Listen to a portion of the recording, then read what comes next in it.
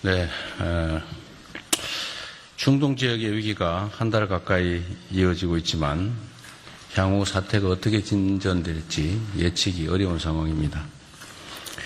국제에너지기구가 이번 위기를 1970년대에 있었던 두 차례의 오일 쇼크, 그다음에 2022년에 있었던 러우 전쟁의 충격을 합친 것만큼 심각하다고 평가합니다. 특히 과거와는 비교할 수 없을 정도로 복잡하게 얽힌 글로벌 공급망 속에서 위험의 위치와 파급 경로를 정확하게 짚어내는 것이 거의 불가능한 상황입니다. 이에 정부는 비상경제 대응 체계로 전면 전환하고 국무총리 주재 비상경제본부를 어제부터 가동하고 있습니다.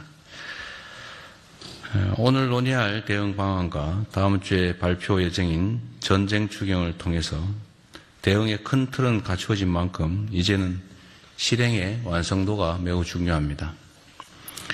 현재의 에너지 위기는 국민 일상 곳곳에 예상치 못한 부담과 불편을 초래할 수 있는 만큼 정부는 사소한 부분까지 놓치지 말고 미리 대비해야 되겠습니다. 위기 시에는 작은 행정적인 실수도 큰 파장을 불러올 수 있는 만큼 과거의 관성에서 벗어나 현장을 직접 확인하고 끝까지 책임 있게 점검해야 되겠습니다.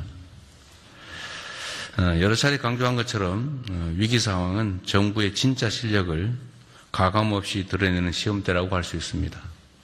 또 한편으로 정부의 실력, 즉 위기를 기회로 만드는 역량을 보여줄 수 있는 기회이기도 합니다.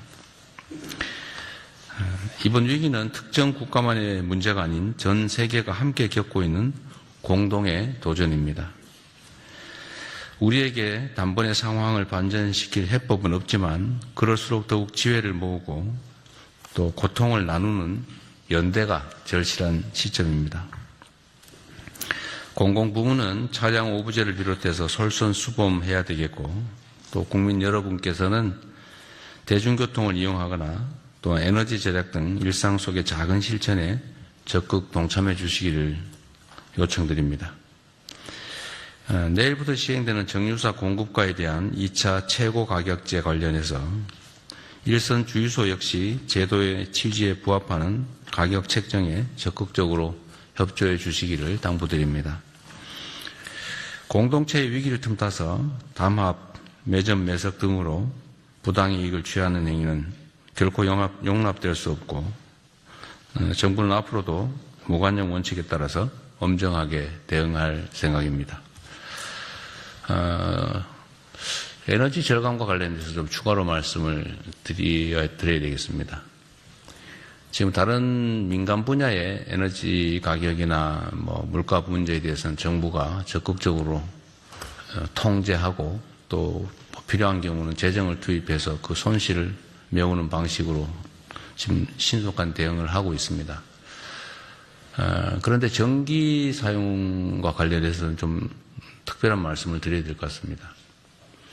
이 전기 부분은 한전이 독점 공급을 하고 있고, 즉 반대로 얘기하면 정부가 100% 책임을 지고 있는 구조라서 전기요금은 웬만하면 지금 변경하지 않고 유지하려고 합니다. 그런데 전기요금을 계속 이대로 유지할 경우에 그 손실폭이, 즉 적자폭이 엄청나게 늘어날 수가 있고, 또 한편으로 전기요금을 통제하지 않고, 올리지 않고, 과거로 그대로 묶어두니까 전기 사용이 계속 오히려 늘어나거나, 예를 들면 유류 대신에 전기를 쓰는 상황이 발생하겠죠. 그런 상황이 발생하면 손실이 기하급수적으로 늘어나서 문제가 될 수가 있습니다. 즉, 정부 재정 손실도 문제고, 과도한 에너지 낭비 또는 절감을 하지 않는 문제, 이런 것들이 생길 수 있어서 우리 국민 여러분께서 전기 사용이나 이런 점에 있어서 좀 절감할 수 있도록, 절약할 수 있도록 각별히 좀 협조를 해 주시길 당부드립니다. 지금 한전의 적자가 200조라고 그러죠.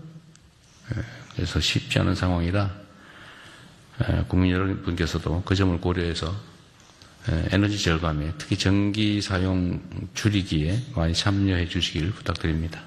이상입니다.